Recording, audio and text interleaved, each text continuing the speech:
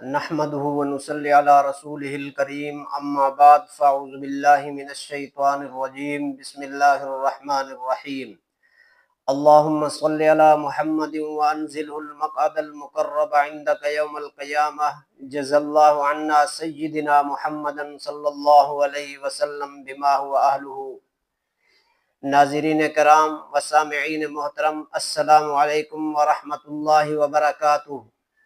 ناظرین کرام، آج کی ہماری دعا کا موضوع ہر رسوائی والے عمل، تکلیف دینے والے ساتھی اور غفلت میں ڈالنے والی امید سے پناہ مانگنے کی دعا ہے۔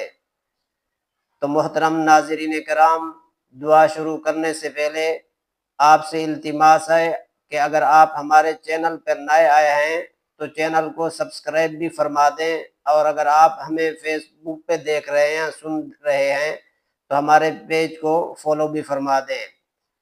تو دعا شروع کرتے ہیں۔ بسم اللہ الرحمن الرحیم۔ اللہم انی اعوذ بک من کل عمل یخزینی واعوذ بک من کل صاحب یؤذینی واعوذ بک من کل عمل یلہینی واعوذ بک من کل فقر ینسینی واعوذ بک من کل غنی یطغینی۔ دعا کا ترجمہ سماعت فرمائیں کہ اے اللہ، میں تیری پناہ کا طالب ہوں ہر ایسے عمل سے جو مجھے رسوا کر دے، اور تیری پناہ لیتا ہوں ہر ایسے دوست سے جو مجھے تکلیف دے، اور تیری پناہ لیتا ہوں ہر ایسی امید سے جو مجھ کو غافل بنا دے، اور تیری پناہ لیتا ہوں ہر ایسی محتاجی سے جو مجھے نسیان میں ڈال دے، اور تیری پناہ لیتا ہوں ہر ایسے غنا سے جو مجھے سرکش بنا دے۔